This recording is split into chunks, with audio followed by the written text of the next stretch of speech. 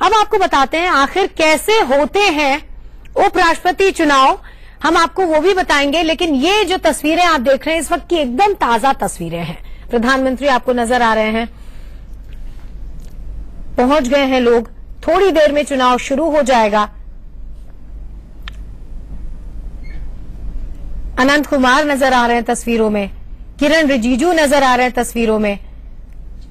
इस मतदान के ठीक पहले की ये तस्वीरें हैं, ताजा तस्वीरें हैं। अच्छा, आपको अब ये बताते हैं कि किस तरह से चुनाव होता है, प्रक्रिया क्या है इसकी।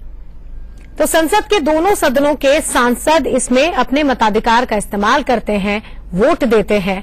लोकसभा राज्यसभा के चुने गए सांसद वोट देते हैं और नॉमिनेटेड मेंबर्स भी वोट देते हैं। इसमें सांसदों का एक वोट ही जोड़ा जाता है, एक सांसद का एक वोट होता है, वो इसमें शामिल किया जाता है। निर्वाचन मंडल के कुल जो संख्या अभी है मौजूदा वो 790 की संख्या है। राज्यसभा के निर्वाचित 233 और नॉमिनेटेड 12 सदस्य इसमें शामिल हैं। जो आंकड़ा हमने अब आपको बताया 790 कैसे पहुंचा ये हम आपको बता रहे हैं। लोकसभा में निर्वाचित 543 सदस्य और उसके अलावा जो नामित सदस्य हैं यानी नॉमिनेटेड मेंबर्स हैं वो 2 सीट खाली हैं। छेदी पासवान अयोग्य घोषित किए जा चुके हैं। राज्यसभा में 1 सीट खाली है, कुल संख्या अभी 244 है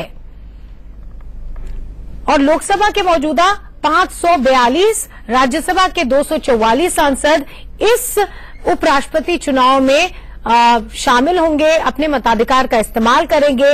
यानी कि कुल 786 सांसद आज के इस चुनाव में वोट देंगे। जीतने के लिए 50% से अधिक सदस्यों का समर्थन होना चाहिए।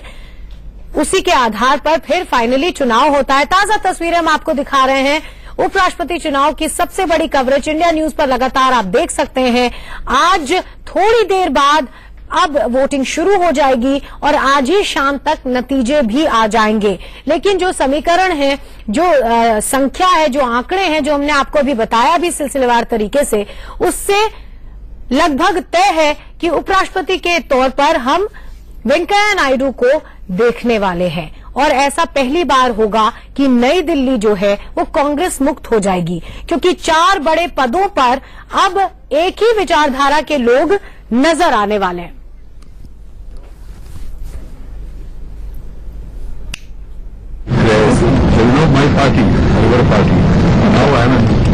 non-party man, and majority of the political parties in India are supporting my candidature. I am confident that we will all vote in the election, and then result will be known by the evening. मेरी कोशिश रही है कि जरा भी कटुता न।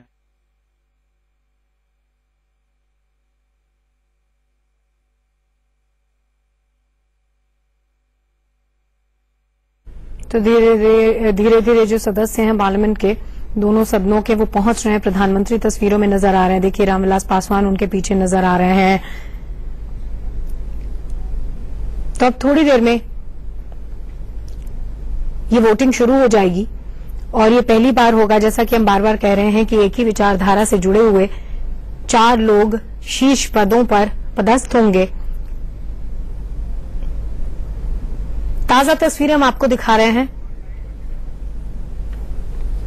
में उम्मीदवार होना गणराज्य की और जनतंत्र की जीत होती है।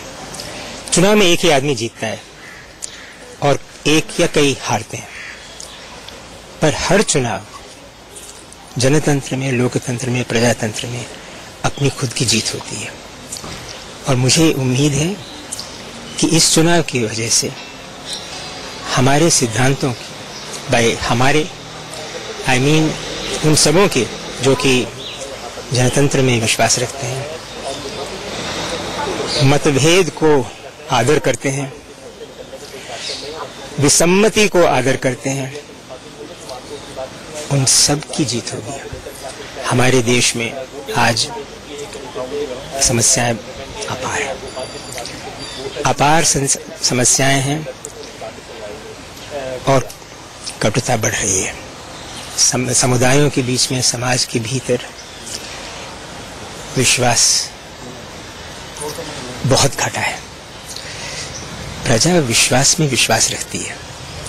प्रजा को हिंसा नहीं चाहिए, प्रजा को किसी तरह का तनाव नहीं चाहिए। भेदभाव होते हैं, सांस्कृतिक भेद होते हैं, सामाजिक भेद होते हैं, पर हमारे समाज में हमारी जनता किसी भी प्रकार के तनाव से असंतुष्ट रहती है।